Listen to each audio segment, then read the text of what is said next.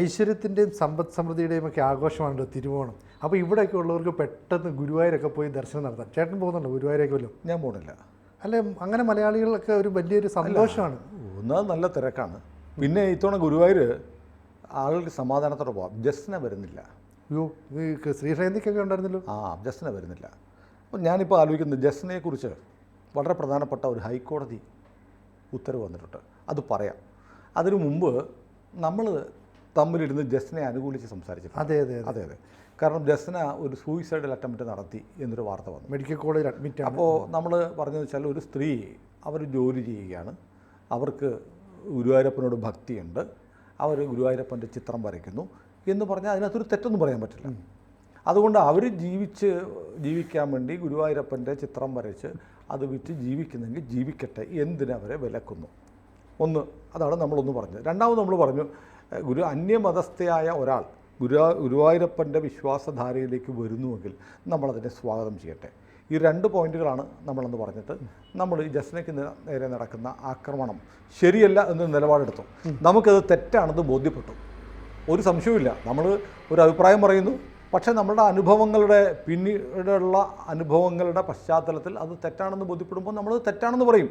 അതുകൊണ്ട് തന്നെ നമ്മൾ കഴിഞ്ഞ ദിവസം നമ്മുടെ ചാനലിൽ ജസ്നയ്ക്കെതിരെ ABC മലയാളത്തിൽ ജസ്ന കാണിക്കുന്ന വൃത്തികേടുകളെ എക്സ്പോസ് ചെയ്തുകൊണ്ട് ഇവരെ അമ്പലത്തിൽ കയറ്റാൻ പാടില്ല എന്ന് പറഞ്ഞ് നമ്മളൊരു വീഡിയോ ചെയ്തിരുന്നു. അതെ അതെ ഇപ്പോഴും നമ്മുടെ സ്റ്റാൻഡാണ്. കാരണം ജസ്നയെ നമ്മൾ ഒരു ഘട്ടത്തിൽ സപ്പോർട്ട് ചെയ്തു, പക്ഷേ അവർ നിഷ്കളങ്കയായ ഒരു ഗുരുവായൂരപ്പ ഭക്തയാണ് എന്ന് കരുതിയാണ് നമ്മൾ സപ്പോർട്ട് ചെയ്തത്. പക്ഷേ അവരുടെ കയ്യിലിരിപ്പ്, അവർ കാട്ടിക്കൂട്ടുന്ന കാര്യങ്ങൾ ഒരു തരത്തിലും അംഗീകരിക്കാൻ കഴിയില്ല എന്ന് നമുക്ക് പൂർണ്ണ ബോധ്യം വന്നത് ശ്രീകൃഷ്ണ ജയന്തിയുമായി ബന്ധപ്പെട്ട് അവർ ഗുരുവായൂർ അമ്പലത്തിൽ കാണിച്ച പേക്കുത്തുകളാണ്. അമ്പലത്തിൽ വരിയായി ഭഗവാനെ കാണാൻ വരി നിൽക്കുന്ന സ്ത്രീകളെ വന്ന് ആക്ഷേപിക്കുന്നു. നീയല്ലേ ഈ കമൻ്റ് ഇട്ടത് എന്ന് പറഞ്ഞ് ഇവരവിടെ വന്ന് ആക്രോശിക്കുന്നു. കൂടെ എന്തോ ബ്ലോഗറോ ഏതോ ഒരു ക്ലാപ്പൻ കൂടെ എന്നിട്ട് അവൻ മുഴുവൻ മൊബൈലിൽ ഷൂട്ട് ചെയ്യുന്നു. അതുകൂടാതെ ജസ്ന അവളുടെ ബർത്ത്ഡേ ആണെന്ന് പറഞ്ഞ് കേക്ക് മുറിക്കുന്നു. കേക്ക് മുറിച്ചിട്ട് വഴിയെ പോകുന്നവരുടെയൊക്കെ വായി വെച്ച് കൊടുക്കുന്നു. ഇവള് ഈ സ്ത്രീ കഴിക്കുന്നു, മറ്റുള്ളവരുടെ വായി കൊടുക്കും. ഇവർക്ക് വായിൽ വല്ല രോഗമുണ്ടെങ്കിൽ നാട്ടുകാർക്കൂടെ പിടിക്കണം. ഇനി മാത്രമല്ല, ക്ഷേത്രത്തിൽ വെച്ച്, ക്ഷേത്രം എന്ന് പറഞ്ഞാൽ മതിൽക്കെട്ടിനകത്ത് മാത്രമല്ല, ക്ഷേത്രത്തിൻ്റെ നടപ്പന്തൽ ഉൾപ്പെടെ ക്ഷേത്രമാണ്. അതെ, നമ്മുടെ നാട്ടിലെ നിയമപ്രകാരം ക്ഷേത്രത്തിൽ അഹിന്ദുക്കൾക്ക് പ്രവേശനമില്ല. ഇത് നാട്ടിലെ അംഗീകരിക്കപ്പെട്ട നിയമമാണ്. അതുകൊണ്ടാണ് കേരളത്തിലെ എല്ലാ ദേവസ്വം ബോർഡ് ക്ഷേത്രങ്ങളിലും അഹിന്ദുക്കൾക്ക് പ്രവേശനമില്ല എന്ന് ബോർഡ് വച്ചിരിക്കുന്നത്. ഹൈക്കോടതി വിധിയും അതനുസരിച്ചുണ്ടായിട്ടുണ്ട്.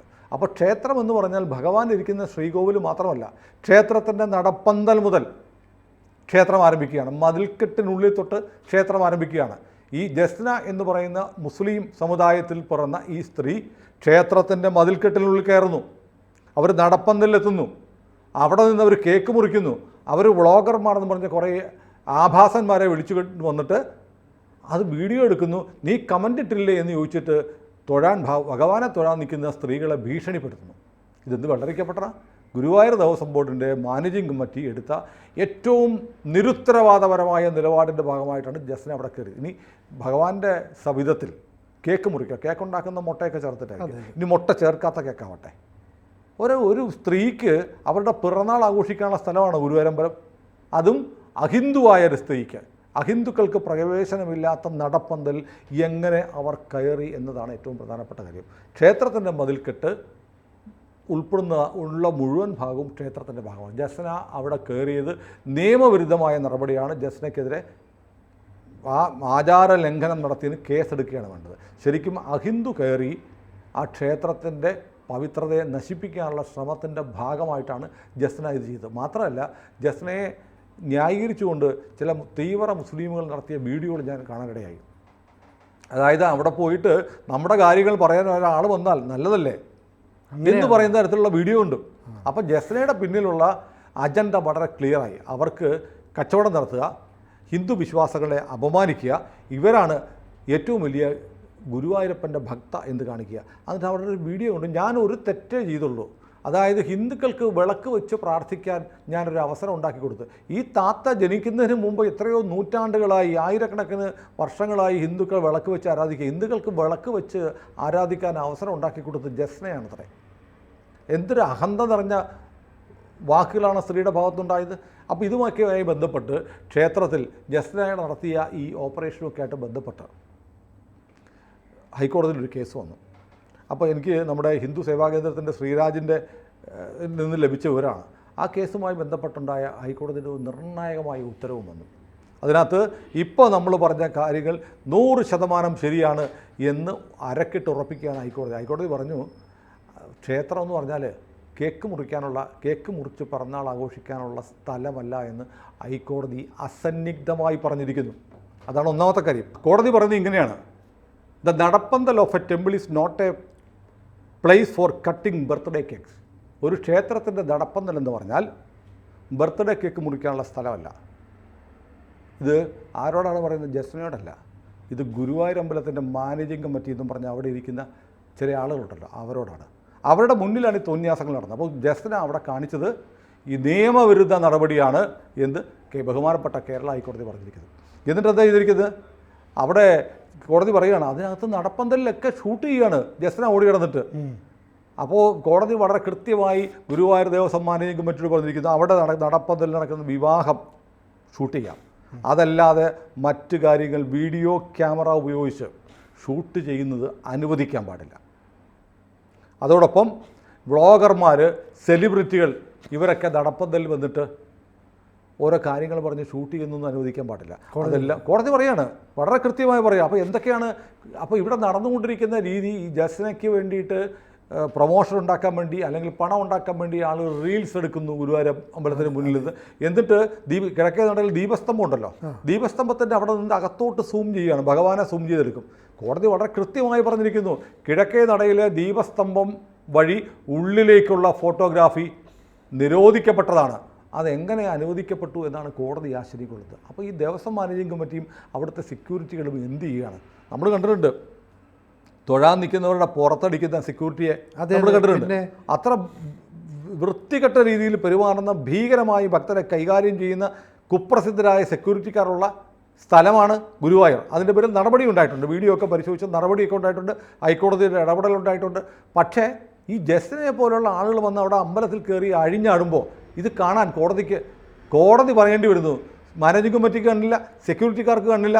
ഇപ്പോൾ കോടതി എന്നിട്ട് ഓർപ്പിച്ചിരിക്കുക കേരള പോലീസ് ആക്ടിലെ 83(1) വകുപ്പ് പ്രകാരം സ്പെഷ്യൽ സെക്യൂരിറ്റി സോണായിട്ട് പ്രഖ്യാപിച്ചിട്ടുള്ള സ്ഥലമാണ് ഗുരുവായൂരമ്പലം. അതായത് പ്രത്യേക സുരക്ഷ ആവശ്യമുള്ള സ്ഥലമാണ് ഗുരുവായൂർ ക്ഷേത്രം. അവിടെയാണ് ഇങ്ങനെയുള്ള താത്തമാരുടെ അഴിഞ്ഞാട്ടം നടക്കുന്നത്. അപ്പോൾ നമുക്ക് തുടക്കത്തിൽ പറഞ്ഞ പോലെ മുമ്പ് നമ്മൾ ഗുരുവായൂരപ്പൻ്റെ ഒരു ഭക്തയാണ് എന്ന് കരുതി നമുക്കൊരു സിമ്പതിയൊക്കെ ഉണ്ടായിരുന്നു. പക്ഷേ ഇവർ ഗുരുവായൂരപ്പൻ്റെ എല്ലാ പവിത്രതയും നശിപ്പിക്കാൻ വേണ്ടി, ഹിന്ദുക്കളെ ആക്ഷേപിക്കാൻ വേണ്ടി, ഹിന്ദുക്കളുടെ പണം തട്ടാൻ വേണ്ടി മനഃപൂർവ്വം വന്ന ഒരു ക്ഷേത്ര ധ്വംസകയാണെന്ന് ശ്രീകൃഷ്ണ ജയന്തി ദിനത്തിൽ ഇവർ നടത്തിയ കൃത്യത്തിലൂടെ നമുക്ക് ബോധ്യപ്പെട്ടു. അതിപ്പോൾ ഹൈക്കോടതിക്കും ബോധ്യപ്പെട്ടു എന്നാണ് ഈ ഉത്തരവിലൂടെ വ്യക്തമാകുന്നത്. അപ്പോൾ നമുക്കറിയാം ക്ഷേത്രങ്ങളെ സംബന്ധിച്ച് ക്ഷേത്രങ്ങൾ പൊതു ഇടമാണെന്ന് പറയുന്ന ആളുകളുണ്ട്, പൊതുസ്ഥലമാണത്തെ ക്ഷേത്രം.